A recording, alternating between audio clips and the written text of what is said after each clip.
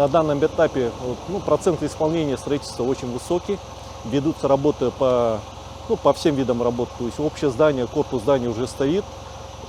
Протянута линии слаботочки, энергообеспечения. Сейчас работы ведутся по магистральным линиям и по канализации. Идет утепление, и покрытие кровли, гидроизоляция. Проект на 274 места, 13 учебных кабинетов, в том числе гимнастический зал, тренажерный зал, буфет, гардеробная будет. И в пристрое будет учиться среднее звено. Корпус у нас 3 корпуса будут. Основной корпус будет начальная школа, пристрой новый он будет под среднюю школу, и старшая школа у нас будет учиться на отдельно выкупленном объекте.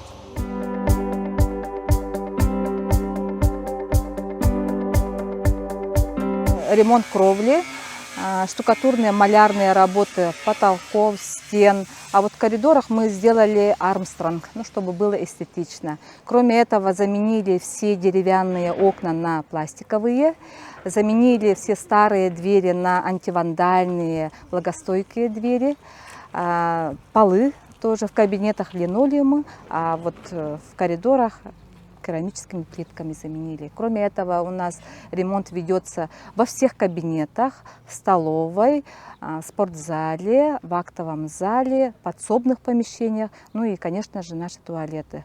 В туалетах мы будем ставить новые, полностью санфаянс будет меняться, и сантехнические перегородки новые будем ставить. Кроме этого, мы очень рады, что у нас электромонтажная работа ведется, полностью заменяется электромонтажная работа.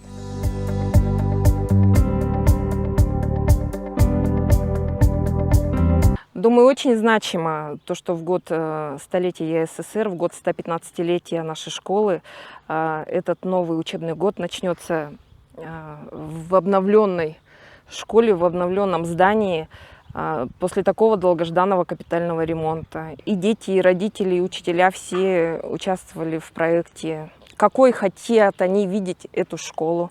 Поэтому все это принято в работу было. Ждет что-то грандиозное, очень красивое. Зайдешь и понимаешь, что это уже не старая школа, это что-то новое. Даже в новую школу приятнее заходить, приятнее учиться.